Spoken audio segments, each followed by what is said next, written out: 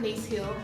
I'm the executive producer, writer, and one of the co-hosts for Talking It Up. Talking It Up is an internet-based talk show where we showcase Indiana's local talent. We help promote entrepreneurs, small businesses, women on the move, and local celebrities. For individuals, we're here to answer any questions from finance, fitness and health, relationships, and so much more. If you got a question, we've got an answer. Today, we have two guests. Our first guest is going to talk to us about fitness and health, while the second guest is going to talk to us about an Indianapolis networking group. So, sit back and enjoy, and remember, feedback and suggestions are always welcome. This question is to my co-host. How important is fitness to you? First and foremost for me, I would say it's for health reasons, why it's important. Also self-esteem, and it's a great stress relief. Fitness is very important to me. You probably can't tell, but I've been struggling with my weight. I want to get fit, so I'm just going to continue to do the best I can. And personally for me, I can tell the difference on the days that I have gotten up early to exercise and the days when I've blown it off. My day goes a lot better when I have exercise, and I feel much better about myself by engaging and taking care of myself before trying to take care of everybody else. Our first guest knows all about fitness. She's a personal trainer, a former bodybuilding competitor, and author of Fit Renee, a training and nutrition manual. I would like to introduce Renee Pillow-Matthews of Fit with Renee. Thanks, Renee, for joining us. And I have a question for you. Yes. What advice can you give a single parent that can't seem to fit in a daily workout into his or her schedule? Well, I have that issue for a lot of the ladies I work with who are single parents. My advice is always, for one, find things that are simple enough. I think we should always start with nutrition. Nutrition is really basically about just making sure that each day that you know what you're going to eat. Once you know what you're going to eat and you make sure it's good choices, healthy choices, that's step one, but making sure that you are becoming more fit. Next step would be, find things that you can do at home. Tapes, videos, or hire a personal trainer who could design a program for you to do at home. But as long as you're moving, physically active, at least 3-4 days a week, but most importantly, make sure that your meals are prepared. That's the first step in giving a person a good plan of action when it comes to time management, particularly for a single parent. Well, I feel like I've done that within maybe a year, maybe a month and a half. I worked out a lot, and I just didn't see the results that I wanted. So I gave up. Well, when you say give up, never give up, because this is your life we're talking about. Sometimes we all fall the wayside due to schedule conflicts and things that are happening in our life. But my advice is, it's not about giving up. It's about one step at a time. And again, starting with nutrition. That is the best workout you can do. When you balance your meals and you're making sure that each day you have things prepared. Because we all should be making sure that we are exercising through meals, which means that they're balanced, they're clean, which means it's not high fatty or processed food, and you're eating every few hours. That is guaranteed to give you better results. Renee, why do you think Indiana is one of the top cities in America for obesity? Oh, well, I think we're ranked about 25th. And I think it's just our lifestyles. I think when we compare ourselves to other cities, activity levels. Most of our joys and wonderful things that we do is about food, getting with your friends, doing things that are not active. I think just living in a city where people are not outside as much, not riding bikes as much, not rollerblading. Other major cities, and particularly with the weather that we have here, it seems like we spend a lot of time in cold weather and then we do warm weather. People tend to want to hibernate. So I think that's part of the problem with the obesity. And then the other problem is it's just as far as what being motivated maybe even by our government or city officials not promoting more health things. I think that's part of the problem, definitely. And do you think it's true that it's easier for men to lose weight? It is absolutely true. Up front, it is, because men tend to have more lean muscle mass. And within muscle, you burn more calories and fat up front. But that's why it's important for a woman to strength train, because more lean muscle mass that you can add onto a female's body she has just the amount of chance for a man, as a man, to lose weight, because it all boils down to lean muscle mass means that you're going to have less body fat. More body fat, you're going to have a problem losing the weight. So it's more important that a woman adds a lot of resistance training. So men who automatically have more muscle will definitely lose weight faster. How would you build muscle in the stomach area? Would it be better to do sit-ups or use an ab machine? And then, like, what would the amount of sit-ups need to be? How do you build muscle in the midsection, basically? Basically, what you have to do is add a lot of resistance. There are different abdominal exercises that you can do, crunches or sit-ups, or, you know, of course, what we do, what I tend to do with a lot of my clients is we add a load. A load is a ball or weight as they do the different abdominal exercises that will help you to build the lean muscle mass. But the best way to build a six-pack is to do what we call push-aways. And push-aways, it means that pushing away from that table. Yes, right. And that basically is... I was going to ask you to show me. Push-aways, absolutely. That basically means that you are you cannot develop a six-pack, and everyone has those abdominal muscles. We all have them, but you will never see them if your diet is not full of lean foods, like lean proteins, a lot of good carbohydrates, less fat, less sugars in our diet. What about stand-up crunches? Because I have this problem that when I do crunches, my stomach tightens up. It's like I get a Charlie horse in my stomach, and I just can't do sit-ups. I think with showing the proper technique, anyone can do them lying down or standing up. I tend to think that standing up, you're not going to be as effective as if you're laying on a bench or the ground. So I think that if you were shown a proper technique of using your body to do the crunches on the ground, breathing techniques as well, that you'll be able to do them. So you're saying that Sean T's hip-hop abs is not good? No, I'm not saying that it's not good, but there is more to it. You know, that's the thing about video. It's like, it doesn't matter how many times a week or how often you do a lot of these workouts that we purchase, like Sean T. Right. It's more so, it's a combination of things. Sean T's abs or anyone else with a nice abdominal muscles did not get that way by just doing the video. It always starts with a good foundation, and that is our nutrition. Again, I'm going to always say it over and over again. You can't build a great body unless you have great nutrition. That's always first. That's 80% of what we do when it comes to exercising and building a better body. And as far as the percentage of people that come to work out with you, what percentage actually go on to become bodybuilders? Oh, I would say that's the smaller percentage of my business. I train typically about only 5 to 8% of my business is for bodybuilders. Majority of the women that I work with are women who are there to get healthier, to get fit, and they want to look good. They want to look good in their clothes, and they want to look good outside of their clothes. And they're not there to do competitions. It's just a few of them who I can tell they really want more. I encourage them to do fitness shows, because that is the absolute best body that you'll ever have. And there's no other reason to get in that type of shape, because we're talking about building bodies where we're getting their body fat percentages down to less than 10% for competition. But in general, 90% of my practice is all about just helping women get in shape. Now, how did Fit with Renee get started?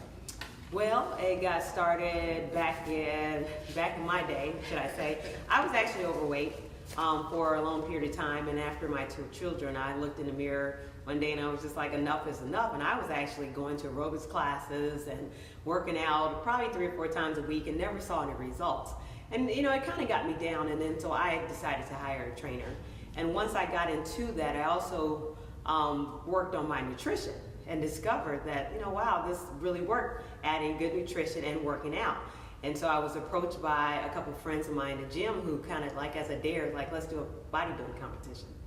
So I actually, and this is me who would never even wear a short skirt or anything, got on stage back in 2004 for a competition and won my bodybuilding competition. And then it started from there. I actually, a lot of friends and people that I knew wanted to know how I lost the weight and how I got into such good shape. And I'm also a practicing licensed dental hygienist. And so I was doing that job, but on the side I was helping friends train their bodies in my living room. I didn't have furniture in it, so I used it as a workout center. And so it just grew, and then I just became certified and got some certifications in nutrition as well. And then over the years, my sanctuary, that small place where it just was for my girlfriends, grew into something larger. And so that's how Fit with Renee came about. And what are your hours? Very See, hours. That's Yes. I can't get with your hours. Well, no, I mean, I start as early as 5 a.m. I also have evening sessions, so I train my ladies at 5, 6 in the morning. You know, and basically it's catered to women with children, because they either come in before work or in the evening from 5 to 8. So there's really Okay. no excuse. And then I also train on Saturdays. Okay, because I didn't realize you trained from 5 to 8. I thought it Yes. was just in the morning. No, also in the Okay, evenings. well that's good. Yes. I have one more question. Yes. Is there anything for men in here in the training? I haven't heard. Oh, exactly. Feel left out. Don't feel left out, because that has happened to a lot of my clients. I have worked with men for many years as well. It's just the majority of my clients have always been female, and the reason why I've catered so much to the female body is because I really felt like we didn't have those tools. I would see females in the gym going straight to the cardio machines, doing a little cardio, and then be out of there.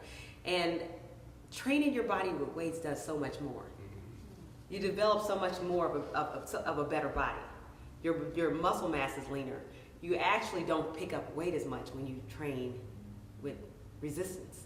The dumbbells, the weights, the machine, and weighted. So, but as far as the men are concerned, I actually do work with males as well. My husband was one of my first male clients, and I've worked with a lot of them to help them change their body. So it doesn't really matter to me if you're male or female. It's just that I think sometimes the men were a little more intimidated by my workouts. So I tend to cater more towards female clients. Yeah. So what do you think about spin class? Is that good for someone? Absolutely. So I would say this, like, you know, old saying was, there's more than one way to skin a cat, right? So it doesn't matter if you're spinning or doing treadmill work or using the elliptical. You know, I think cardio is very important to exercise that heart muscle, and also helps to keep your body leaner. But so it's a combination of doing cardio, strength training, and also being flexible, yoga or Pilates. You know, you just have a nice variety of fitness levels in our lives. So those are important, but mostly I'm gonna always say that our diet is 80% of this game. You get that down pat, the exercise part is easy. I struggle with the diet part because I'm not a great cook. So how does a person master the nutrition? Well, and you don't have to be a great cook to have great nutrition. It's about balancing. You know, it's about learning how to making sure. First of all, what's important is that you do balance your meals. You do have breakfast. You do have lunch. You do have dinner, and then you also throw in some snacks in there as well. So you don't have to be a great cook to learn how to boil some eggs or scramble some eggs. And, you know, with that, or a cup of oatmeal or something, because you always want to have a protein, a solid protein, which helps you to build lean muscle mass for men and women.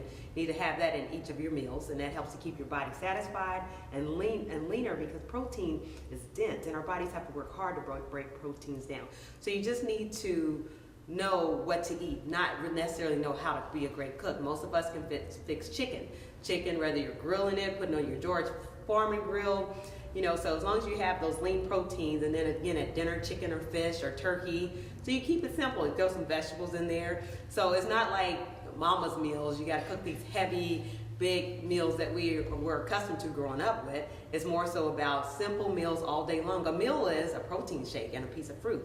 A meal can be anything from a handful of nuts to a piece of fruit. A meal is very simple stuff, a pack of tuna that you can open up. So a meal is not necessarily what we, assume of being this huge plate full of meat, vegetable, this and that and other. A meal can be very simple. And so you don't have to be a great cook. You just have to know how to balance and what to eat, and that's why you hire me. Can you tell our viewers how to contact you? Yes, I can be reached. I have a website. And that website is www.fitwithrenee.com.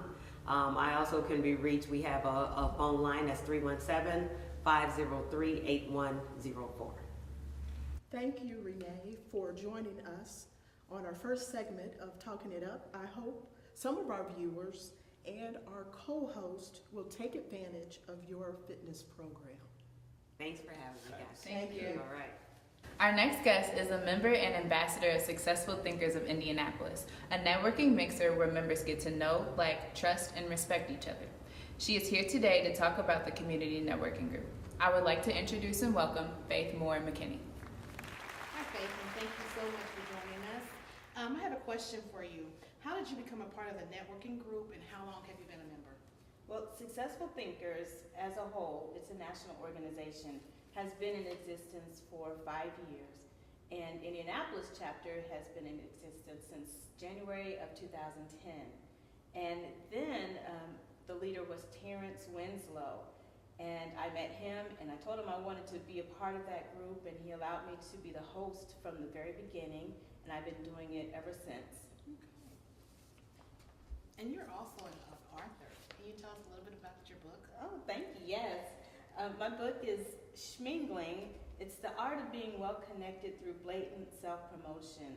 And my book goes through my journey as making myself a celebrity. And so I teach other people how to make themselves, how to create a celebrity in themselves through this book. And I do a lot of selfies, and that's one of the tips in the book. It talks about how to create the life that you want and how to connect, make great connections. So yeah, you can find it on Amazon.com or Kindle and FaithMcKinney.com. Okay, all right, thank you. Faith, how can an individual become a part of the networking group? Oh wow, Successful Thinkers is a fantastic networking organization, and it's absolutely free. You can join online, go on successfulthinkersnetwork.com, and we also have an app. And we have to invite you with the app with your email address, but once you're invited, you have access to the only networking app around. It tracks everything. It's fantastic, and you get to network with people all over the country, and it's a fantastic app. SuccessfulThinkersNetwork.com, and you can get on and just ask to be a part of it. Not only do we have live face-to-face mixers, we also have tweet ups, and we also communicate through Facebook. We meet at really nice locations once a month.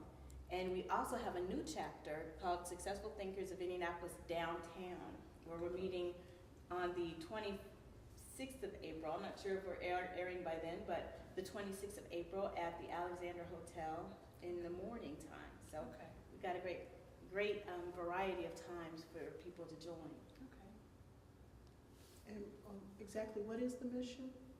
The mission of Successful Thinkers is to get people to know, like, and trust. A lot of times when you go to a networking organization or a networking event, you kind of feel a little pressure. You feel like, oh wow, I don't know if I fit in, and sometimes people are a little pushy with the business cards, hey. And you don't get that with Successful Thinkers. It's a safe place, it's a safe environment for the public, and to get to know, like, and trust like-minded people who are wanting to be in business or who may already have their own business, but they want to get together with people who think like them to connect. And we do a lot of referrals. I mean, we've had lots of businesses and entrepreneurs have benefited through Successful Thinkers of Indianapolis. What has been the most rewarding experience that you received since being a member of this networking group? Well, it's just one of the most rewarding. As a matter of fact, last week, one of our members had, who is a playwright, her dream was to work with Tyler Perry. And so I was able to connect her with a scout for the Tyler Perry company, and they came and saw her work, and they liked her, and she's now in Atlanta working with Tyler Perry in his production team. So it's a dream come true for her, and I'm so excited. The people in Successful Thinkers, they share. We're not selfish. We don't want to keep things for ourselves. So we have a lot of opportunities, and we let each other know, and we support each other. I think that's a lot different from a lot of other networking organizations. We make it a point. We also have a new leader in Ferguson Mayfield. He's been a member for 3 years, and he lives, breathes, and sleeps Successful Thinkers. He's so passionate, and he wants success. He wants success for everyone. So he's a great leader. I'm so happy for him, and we support each other, and we support each other in Successful Thinkers of Indianapolis. That's good. Does the Indianapolis chapter ever travel to other cities or locations to meet up with other members? We haven't yet, but we are planning a big mastermind event for 2015, which will be an event where we travel to an exotic location and maybe spend a weekend. But the intention is to mastermind, to think about issues or think about ways to make our businesses better, to make ourselves better, and to support each other. Faith, I want to thank you for coming out, taking time out of your day to visit us. My co-host and I look forward to attending one of your networking events. Please do, and go to successfulthinkersnetwork.com and check us out. And my email, you can go to onefaithmc@sbcglobal.com or .net, and ask to join Successful Thinkers, and you won't regret it. Okay, thanks. Thank you. My pleasure. Next is our topic of the day. Why do black women feel that there are no good black successful men in Indiana? I'm talking to some of my friends and I say, well, what about this person? Ew, he drives this car. Ew, look at his shirt. Instead of, he don't know how to talk. Well, I'm guilty of that. I'm sorry, but it's like, I don't want someone with a junky car. Because I feel like a man, if he doesn't have anything else, he has a decent or nice car. You know what I'm saying? No, That's just how I. What if he has a nice home and money the car in the is bank. not really the most important thing in his life?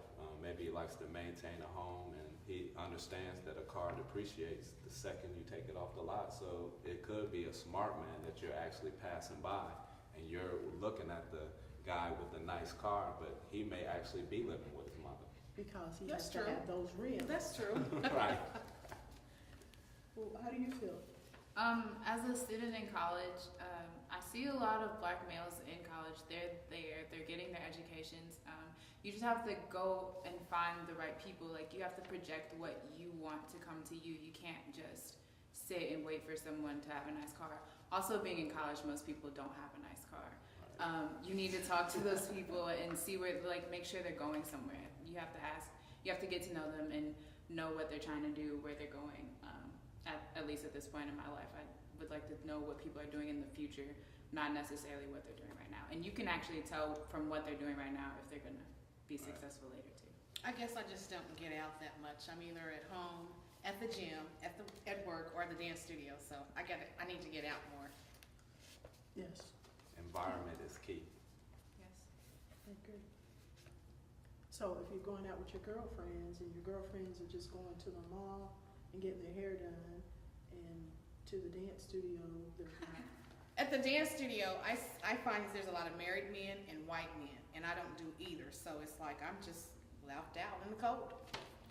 What about the successful networking business, that the ambassadors that we just talked about? What if you went to a place like that? There's successful people there. You can meet people. It's But made for networking. I don't want to go somewhere just looking for something. You're someone. Not necessarily. You're not necessarily, because it's for networking. Actually, You can get- networking. and You're that's what it's networking, for. right? And they're gonna project their best self that day because they're actually trying to promote their business or themselves. So it may be an open window for you to go through to meet the type of person that you haven't necessarily been acquainted with now.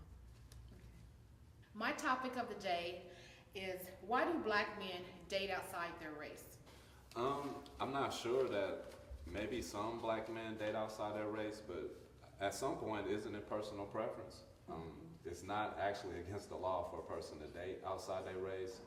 You have to also look at upbringing. Some black men may have grew up around all white people, and maybe as they grew up, they had an attraction towards that person. I think sometimes we try to throw a person under the bus because he's dating a white woman. I see a lot of black men, it's a lot of successful black men that are married to black women. Denzel Washington, that's one older black man. A lot of basketball players are married to black women. Chris Paul is one that I could think of. Grant Hill is another one that's married to a black woman. I think sometimes if we see the one black guy that's dating a white woman, we paint it, there he goes, he's dating a white woman. But if you take a look at it, some of these women are their childhood girlfriends. What about Dwayne Wade? He's another black man that's married to a black woman. So that may be, I think that's another stereotypical statement that we throw out on black men because we may see a couple on a TV shot that we say, oh, all black men are dating. And the other issue is, as you stated, your environment.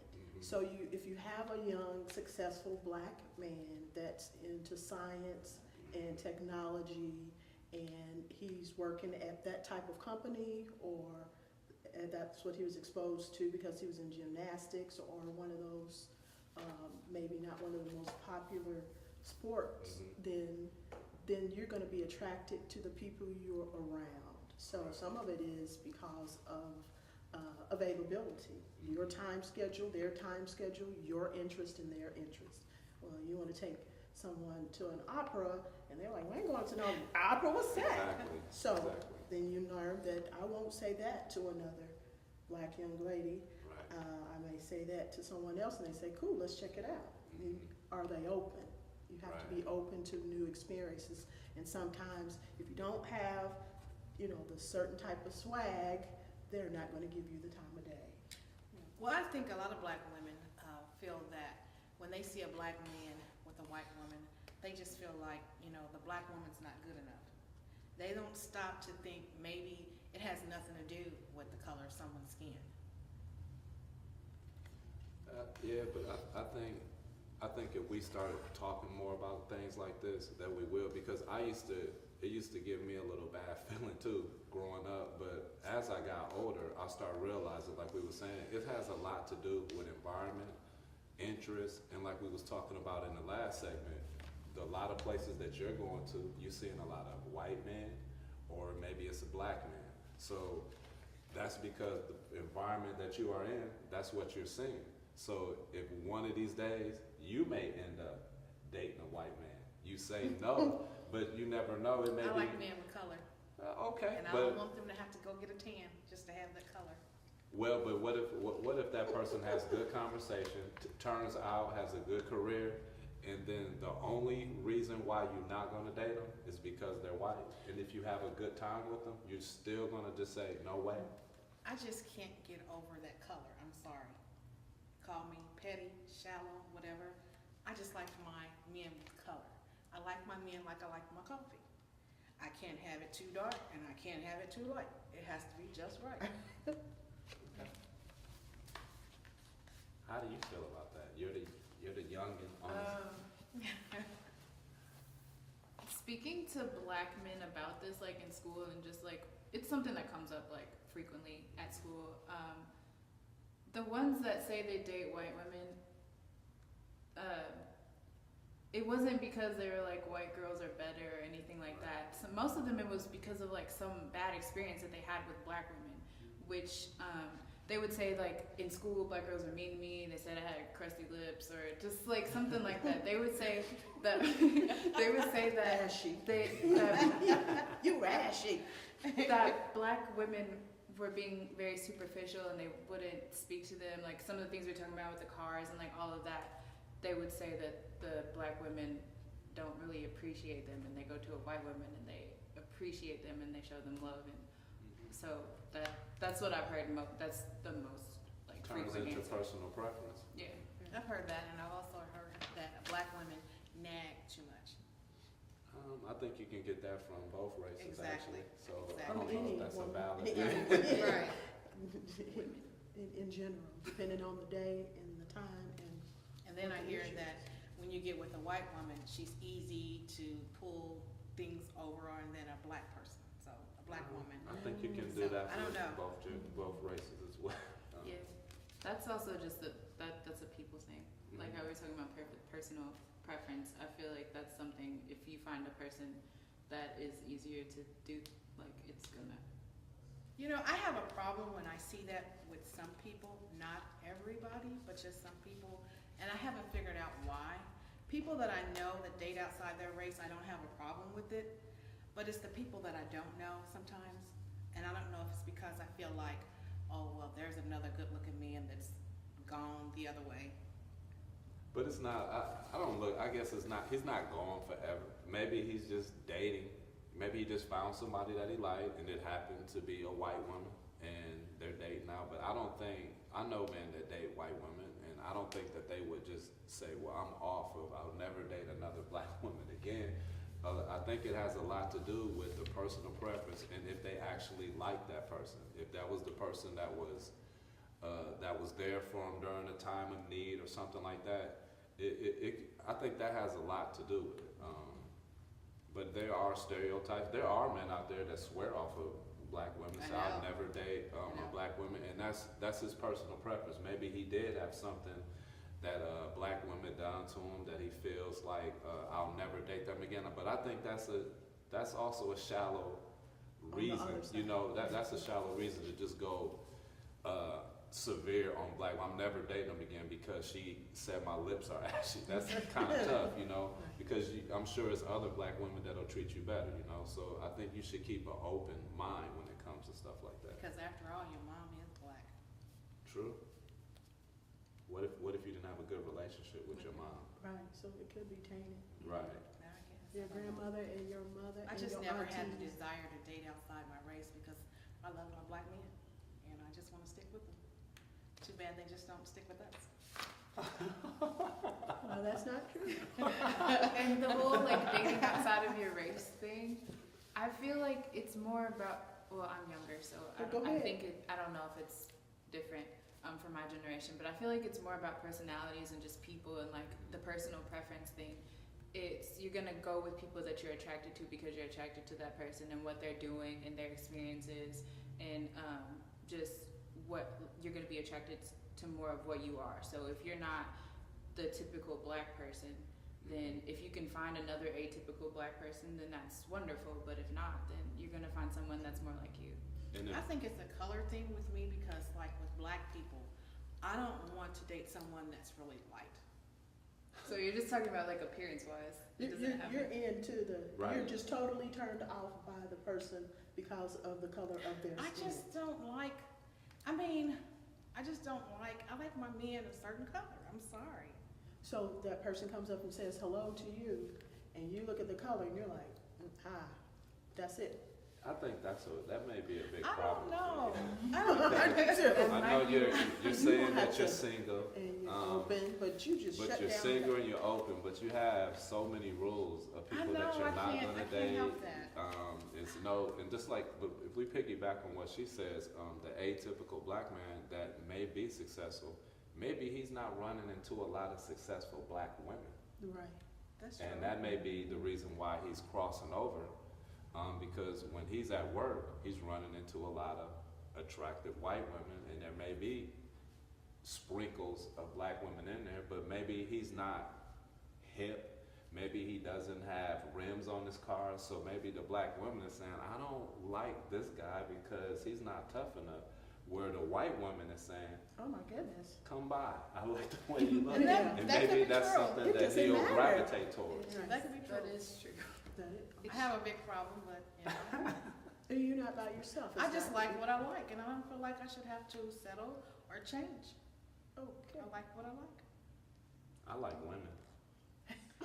This ends the first segment of Talking It Up.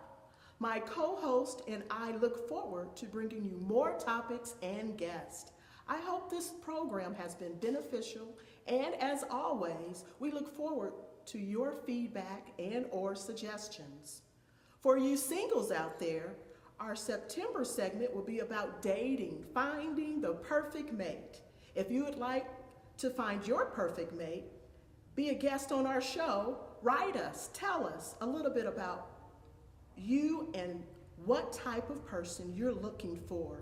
And if you are chosen, we will have you and a date on our show. Thank you. DH Publishing Company is a self-publishing company focused on helping unpublished writers get published. We help writers bring their characters to life through writing. Here at DH Publishing Company, we believe every writer should have the opportunity to showcase his or her work to the world. We will not turn you down like the traditional publishing company. We will work with you until your work is presentable to your readers. I have experts in all fields of publishing waiting for you to send us your manuscript. So what are you waiting for?